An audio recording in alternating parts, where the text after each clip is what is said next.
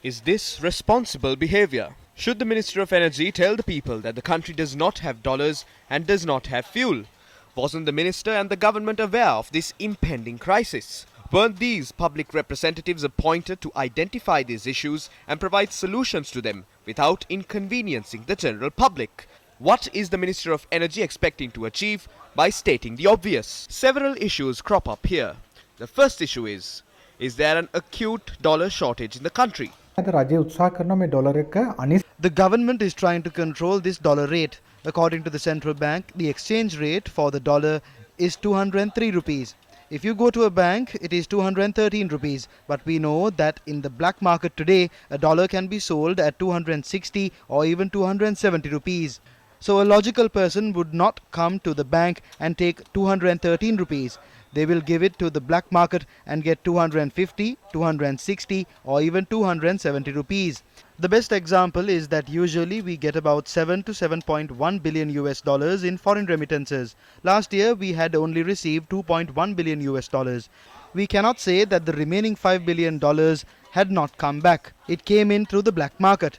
That is the reason why even though banks don't have dollars, if we go to the market, there are enough dollars to be bought at a higher price. If the government continues to control the dollar, banks will face a serious crisis.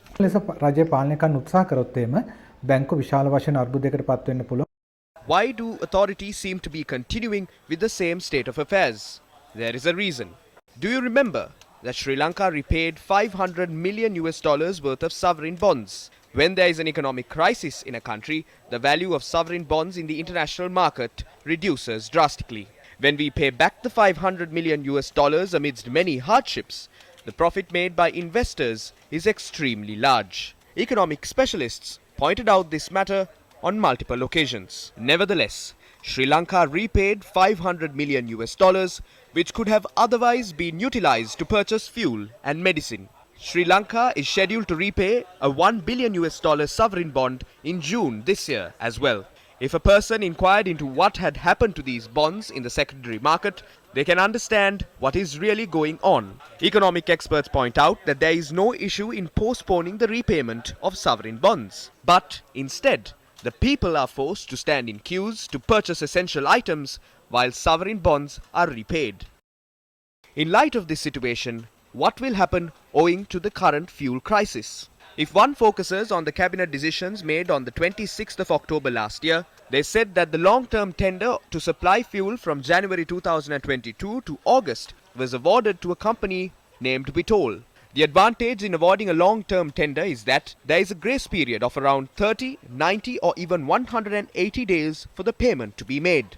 In the meantime, on the 27th of December last year, the Minister of Energy informed the cabinet that since Sri Lanka has been downgraded deeply in the international market, no one is bidding for long-term tenders. While saying that, the minister requested for a blanket approval to make the necessary payments when vessels arrive. Sri Lanka also did not receive a single drop of fuel from the tender that was awarded to the Nigerian company. Now, plans have been announced to purchase a small stock of fuel from a company stationed in Cyprus through an unsolicited bid. The country does not have crude oil. Refineries are not operating at full capacity, and Sri Lanka does not have refined fuel.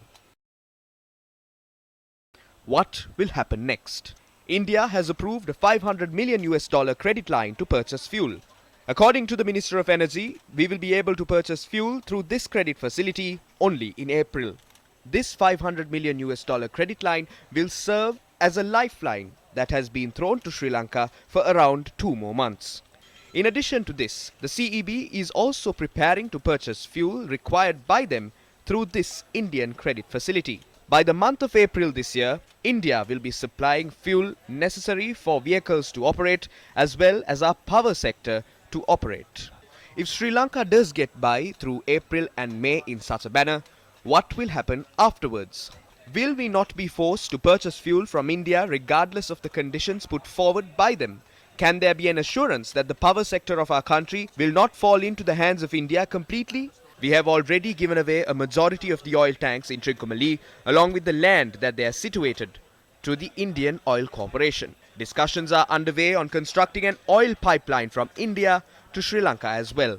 In the end, does this not lead to a foreign country having full control over the supply of fuel and power to our country?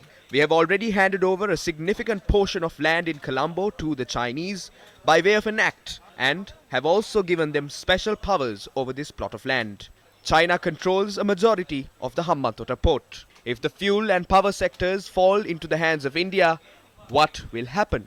What will Sri Lanka's fate be if two superpowers in the region lay claim to multiple resources and many portions of our land? Where are we headed? Is it not apt to draw parallels from what is happening in Ukraine?